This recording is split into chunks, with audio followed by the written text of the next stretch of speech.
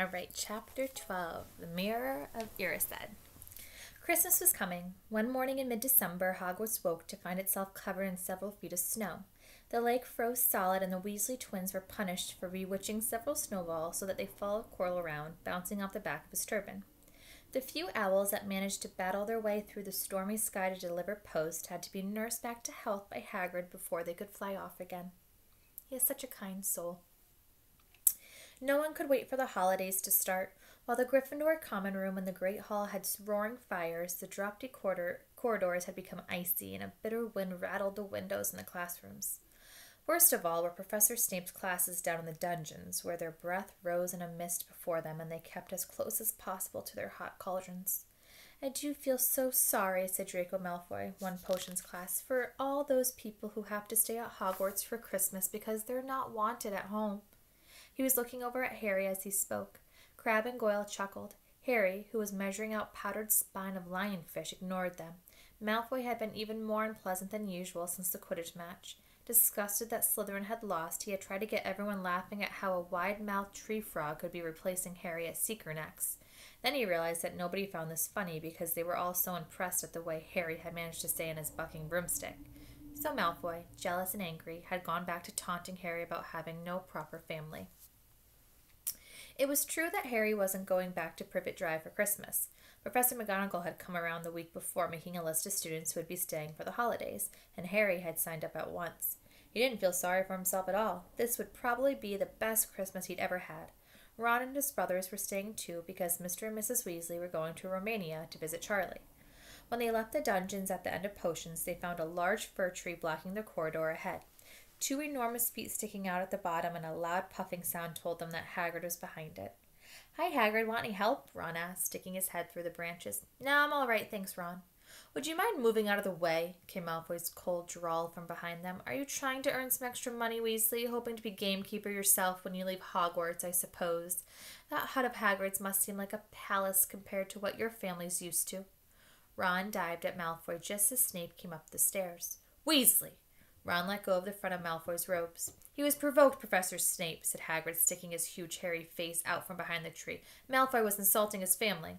"Be that as it may, fighting is against Hogwarts rules, Hagrid," said Snape silkily. 5 points from Gryffindor, Weasley, and be grateful it isn't more. Move along, all of you." Malfoy, Crabbe, and Goyle pushed roughly past the tree, scattering needles everywhere and smirking. "I'll get him," said Ron, grinding his teeth at Malfoy's back. "One of these days, I'll get him." "I hate them both," said Harry. "Malfoy and Snape." "Come on, cheer up. It's nearly Christmas," said Hagrid. "Tell you what, come with me and see the Great Hall. It looks like a treat." And there's just a portrait of Weasley. Look at him. Red-haired, freckled, tall. That smirk. So Harry, Ron, and Hermione followed Hagrid and his tree off to the Great Hall, where Professor McGonagall and Professor Flitwick were busy with the Christmas decorations. "Ah, Hagrid, the last tree. Put it in the far corner, would you?" The hall looked spectacular. Festoons of holly and mistletoe hung all around the walls, and no fewer than 12 towering Christmas trees stood around the room, some sparkling with tiny icicles, some glittering with hundreds of candles. "How many days you got left till your holidays?" Hagrid asked. "Just one," said Hermione. "And that reminds me. Harry, Ron, we've got half an hour before lunch. We should be in the library."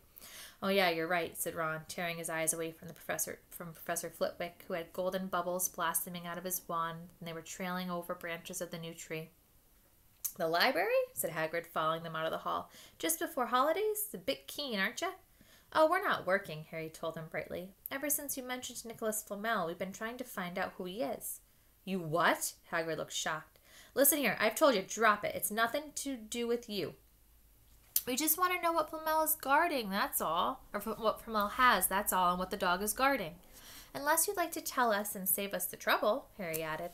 "We must have been through hundreds of books already, and we can't find him anywhere. Just give us a hint. I know I've read his name before."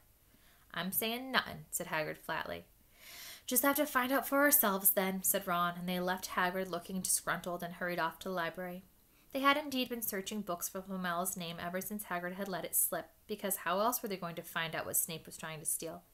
The trouble was, it was very hard to know where to begin, not knowing what Flamel might have done to get himself into a book. He wasn't in great wizards of the 20th century or notable magical names of our time. He was missing from important modern magical discoveries and a study of recent developments in wizardry. And then, of course, there was the sheer size of the library. Tens of thousands of books, thousands of shelves, hundreds of narrowed rows. Hermione took out a list of subjects and titles she had decided to search, while Ron strode down a row of books and started pulling them off the shelves at random. Harry wandered over to the restricted section. He'd been wondering for a while if Flamel wasn't somewhere in here. Unfortunately, you needed a specially signed note from one of the teachers to look in any of the restricted books, and he knew he'd never get one. These were the books containing powerful dark magic never taught at Hogwarts and only read by older students studying advanced defense against the dark arts. "What are you looking for, boy?" "Nothing," said Harry. Madame Pince, the librarian, banished a feather duster at him. "You better get out, then. Go on, get out." Wishing he'd been a bit quicker at thinking up some story, Harry left the library. He, Ron, and Hermione had already agreed they'd better not ask Madame Pince where they could find Flamel. They were sure she'd be able to tell him, but they couldn't risk Snape hearing what they were doing. Harry waited outside the corridor to see if the other two had found anything, but he wasn't very hopeful. They had been looking for a fortnight, after all, but as they had only had odd moments between lessons, it wasn't surprising they found nothing. A fortnight. It's 2 weeks. What they really needed was a nice long search without Madame Pince breathing down their necks. 5 minutes later, Ron and Hermione joined them, shaking their heads. They went off to lunch. "You will keep looking while I'm away, won't you?" asked Hermione, "and send me an owl if you find anything." "You could ask your parents if they know who Flamel is," said Ron. "It'd be safe to ask them." "Very safe, as they're both dentists," said Hermione. Once the holidays had started, Ron and Harry were having too good a time to think about Flamel. They had the dormitory to themselves, and the common room was far emptier than usual, so they were able to get the good armchairs by the fire. They sat by the hour, eating anything they could spear on a toasting fork, bread, crumpets, marshmallows, and plotting ways of getting Malfoy expelled, which were fun to talk about, even if they weren't work. Ron was starting to teach Harry how to play wizard's chess. This is exactly like Muggle chess, except the figures were alive, which made it a lot like directing troops in a battle. Ron's set was very old and battered. Like everything else he owned, it had once belonged to someone else in his family. However, old chessmen weren't a drawback at all. Ron knew them so well he never had trouble getting them to do what he wanted. Harry played with chessman Seamus Finnegan and lent him, and they didn't trust him at all. He wasn't a very good player yet, and they kept shouting different bits of advice at him, which was confusing. "Don't send me there. Can't you see his knight? Send him. We can afford to lose him." On Christmas Eve, Harry went to bed looking forward to the next day for the food and the fun, but not expecting any presents at all. When he woke early the next morning, however, the first thing he saw was a small pile of packages at the foot of his bed. "Happy Christmas," said Ron sleepily as Harry scrambled out of bed and pulled on his dressing gown. "You too. Will you look at this? I've got presents." "What did you expect? Turnips?" said Ron, turning to his own pile, which was a lot bigger than Harry's. Harry picked up the top parcel. It was wrapped in thick brown paper, and scrawled across it was, "To Harry from Hagrid." Inside was a roughly cut wooden flute. Hagrid had obviously whittled it himself, and Harry blew it. It sounded like an owl. A second, very small parcel contained a note. "We received your message and enclosed your Christmas present. From Uncle Vernon and Aunt Petunia." Sellotaped to the note was a 50-pence piece. "That's friendly," said Harry. Ron was fascinated by the 50 pence. "Weird. What a shape. What is it, money?" "You can keep it," said Harry, laughing at how pleased Ron was. "Hagrid and my aunt and uncle." "So who sent these?" "I think I know who that one's from," said Ron, going a bit pink and pointing to a very lumpy parcel. "My mum. I told her you didn't expect any presents, and she made you a Weasley jumper." Harry had torn open the parcel to find a thick hand-knitted sweater in emerald green and a large box of homemade fudge. "Every year she makes us a jumper," said Ron, unwrapping his own, "and mine's always maroon." "That's really nice of her," said Harry, trying the fudge, which was very tasty. His next present also contained sweets, a large box of chocolate frogs from Hermione. This left only one parcel. Harry picked it up and felt it. It was very light. He unwrapped it. Something fluid and silvery gray went slithering to the floor. Ron gasped. "I've heard of those," he said in a hushed voice, dropping the box of every flavor beans that he got from Hermione. "If that's what I think it is, they're really rare and really valuable." "What is it?" Harry picked the shining silvery cloth off the floor. It was strange to the touch, like water woven into material. "It's an invisibility cloak," said Ron, a look of awe on his face. "I'm sure it is. Try it on." Harry threw the cloak around his shoulders, and Ron gave a yell. "It is! Look down!" Harry looked down at his feet, but they had gone.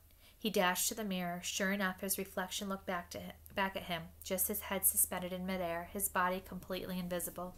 He pulled the cloak over his head and his reflection vanished completely. "There's a note! A note fell out of it," said Ron suddenly. Harry pulled off the cloak and seized the letter.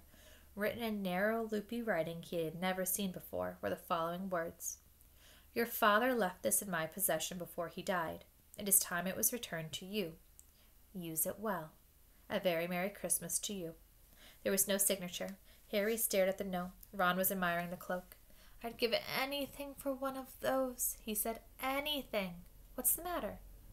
"Nothing," said Harry. He felt very strange. Who had sent the cloak? Had it really once belonged to his father? Before he could say or think anything else, the dormitory door was flung open and Fred and George Weasley bounded in.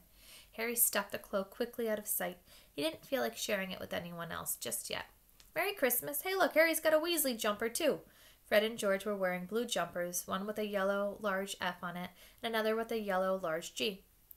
"Harry's is better than ours, though," said Fred, holding up Harry's jumper. "She obviously makes more effort if you're not in the family." "Why aren't you wearing yours, Ron?" George demanded. "Come on, get it on. They're lovely and warm." "I hate maroon," Ron moaned half-heartedly as he pulled it over his head. "You haven't got a letter on yours," George observed. "I suppose she thinks you don't forget your name. But we're not stupid. We know we're called Greg and Forge."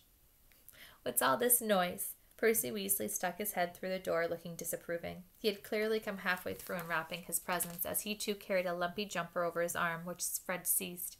"P for prefect! Get it on, Percy! Come on, we're all wearing ours. Even Harry's got one." "I don't want," said Percy thickly, as the twins forced a jumper over his head, knocking his glasses askew.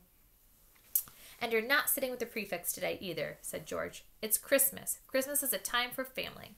They frog-marched Percy from the room, his arms pinned to his sides by his jumper. Harry had never in all his life had such a Christmas dinner. 100 fat roast turkeys, mountains of roast and boiled potatoes, platters of fat chipoltas, turnips, buttered peas, silver boats of thick, rich gravy and cranberry sauce, and stacks of wizard crackers every few feet along the table. These fantastic crackers were nothing like the feeble muggle ones the Dursleys usually bought, with their little plastic toys and their flimsy paper hats. Harry pulled a wizard cracker with Fred, and it didn't just bang and went off like a blast of a cannon, and engulfed them in a cloud of blue smoke, while from the inside exploded a real admiral's hat and several live white mice. Up on the high table, Dumbledore had swapped a pointed wizard's hat for a flowered bonnet and was chuckling merrily at a joke Professor Flitwick had just read him.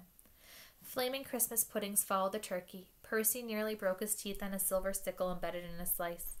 Harry watched Hagrid getting redder and redder in the face as he called for more wine, finally kissing Professor McGonagall on the cheek, who, to Harry's amazement, giggled and blushed, her top hat sliding off. When Harry finally left the table, he was laden down with a stack of things out of the crackers, including a pack of non-explodables, luminous balloons, a grow-your-own-warts kit, and his very own new wizard's chest. The white mice had disappeared, and Harry had a nasty feeling they were going to end up as Mrs. Norris's Christmas dinner. Harry and the Weasleys spent a happy afternoon having a furious snowball fight in the grounds. Then, cold, wet, and gasping for breath, they returned to the fire in the Gryffindor common room, where Harry broke in his new chess set by losing spectacularly to Ron. He suspected he wouldn't have lost so badly if Percy hadn't tried to help him so much. After a tea of turkey sandwiches, crumpets, trifle, and Christmas cake, everyone felt too full and sleepy to do much before bed, except sit and watch Percy chase Fred and George all around Gryffindor Tower because they'd stolen his prefect badge. It had been Harry's best Christmas day yet. Yet something had been nagging at the back of his mind all day. Not until he climbed into bed was he able to think about the invisibility cloak and who sent it. Ron, full of turkey and cake and with nothing mysterious to bother him, fell asleep almost as soon as he'd drawn the curtains of his four-poster bed. Harry leaned over the side of his bed and pulled the cloak out from under it. His father's. This had been his father's. He let the material flow over his hands, smoother than silk, light as air. Use it well. He had to try it now. He slipped out of the bed and wrapped the cloak around himself. Looking down at his legs, he saw only moonlight and shadows. It was a very funny feeling. Use it well. Suddenly, Harry felt wide awake. The whole of Hogwarts was open to him in this cloak. Excitement flooded through him as he stood there in the dark and silence. He could go anywhere in this, anywhere, and Filch would never know. Ron grunted in his sleep. Should Harry wake him? Something held him back. His father's cloak. He felt that this time, the first time, he wanted to use it alone. He crept out of the dormitory, down the stairs, across the common room, and climbed through the portrait hole. "Who's there?" squawked the fat lady. Harry said nothing, and he walked quickly down the corridor. Where should he go? He stopped, his heart racing, and thought, and then it came to him. The restricted section in the library. He'd be able to read as long as he liked, as long as it took to find out who Flamel was. He set off, drawing the invisibility cloak tight around him as he walked. The library was pitch black and very eerie. Harry lit a lamp to see his way along the rows of books. The lamp looked as if it was floating in midair, and even though Harry could feel his arm supporting it, the sight gave him the creeps. The restricted section was right at the back of the library. Stepping carefully over the rope which separated the books from the rest of the library, he held up his lamp to read the titles. They didn't tell him much. Their peeling, faded gold letters spelled words in languages Harry couldn't understand. Some had no title at all. One book had a dark stain on it that looked horribly like blood. The hairs in the back of Harry's neck prickled. Maybe he was imagining it, maybe not, but he thought a faint whisper was coming from the books. He had to start somewhere. Setting the lamp down carefully on the floor, he looked along the bottom shelf for an interesting-looking book. A large black and silver volume caught his eye. He pulled it out with difficulty because it was very heavy, and balancing on his knee, he let it fall open. A piercing, blood-curdling shriek split the silence. The book was screaming. Harry snapped it shut, but the shrieking went on, one high, unbroken, ear-splitting note. He stumbled backwards and knocked over his lamp, which went out at once. Panicking, he heard footsteps coming down the corridor outside. Stuffing the shrieking book back onto the shelf, he ran for it. He passed Filch almost in the doorway. Filch's pale, wild eyes looking straight through him, and Harry slipped under Filch's outstretched arm and streaked up out of the corridor. He came to a sudden halt in front of a tall suit of armor. He had been so busy getting away from the library, he hadn't paid attention to where he was going. Perhaps because it was dark, he didn't recognize where he was at all. There was a suit of armor near the kitchens, he knew, but he must be 5 floors above there. "You asked me to come directly to you, Professor, if anyone was wandering around at night, and somebody's been in the library, restricted section." Harry felt the blood drain out of his face. Wherever he was, Filch must know a shortcut because his soft, greasy voice was getting nearer, and to his horror, it was Snape who replied. "The restricted section? Well, they can't be far. We'll catch 'em." Harry stood rigid at the spot as Filch and Snape came around the corner ahead. They couldn't see him, of course, but it was a narrow corridor, and if they came much nearer, they'd knock right into him. He backed away as quietly as he could. A door stood ajar to his left. It was his only hope. He squeezed through it, holding his breath, trying not to move it, and to his relief he managed to get inside the room without their noticing anything. They walked straight past, and Harry leaned against the wall, breathing deeply, listening to their footsteps dying away. That had been close, very close. It was a few seconds before he noticed anything about the room. It looked a little disused. The dark shapes of desks and chairs were piled against the walls, and there was an upturned wastepaper basket, but propped against the wall facing him was something that didn't look like it belonged there. It was a magnificent mirror, as high as the ceiling, with an ornate gold frame standing on 2 clawed feet. There was an inscription carved around the top. "Irised stra eru, oit ubi kafu, ot on wasi." His panic fading now, there was no sound of Filch and Snape. Harry moved nearer to the mirror, wanting to wanted to look at himself to show no reflection. He stepped in front of it. He had to clap his hands to his mouth to stop screaming. He whirled around. His heart was pounding far more furiously than when the book had screamed, for he had not only seen himself in the mirror, but a whole crowd of people behind him. But the room was empty. There he was, reflecting in it, white and scared-looking, and there, reflected behind him, were at least 10 others. Harry looked over his shoulder, but still no one was there. Or were they all invisible, too? Was he, in fact, in a room full of invisible people, and this mirror's trick was that it reflected them, invisible or not? He looked in the mirror again. A woman standing right behind his reflection was smiling at him and waving. He reached out a hand and felt the air behind him. If she was really there, he'd touch her, but he only felt air. She was a very pretty woman. She had dark red hair and her eyes. Her eyes are just like mine, Harry thought, edging a little closer to the glass. Bright green, exactly the same shape. But then he noticed that she was crying. Smiling, but crying at the same time. The tall, thin, black-haired man standing next to her put his arm around her. He wore glasses and his hair was very untidy. It stuck up in the back, just like Harry's did. Harry was so close to the mirror now that his nose was nearly touching it. "Mum?" he whispered. "Dad?" They just looked at him, smiling. And slowly, Harry looked into the faces of the other people in the mirror and saw other pairs of green eyes like his, other noses like his, even a little old man who looked as though he had Harry's knobbly knees. Harry was looking at his family for the first time in his life. The Potters smiled and waved at Harry, and he stared hungrily back at them, his hands pressed flat against the glass as though he was hoping to fall right through it. He had a powerful kind of ache inside him, half joy, half terrible sadness. How long he stood there, he didn't know. The reflections did not fade, and he looked and looked until a distant noise brought him back to his senses. He couldn't stay here. He had to find his way back to bed. He tore his eyes away from his mother's face and whispered, "I'll come back," and hurried from the room.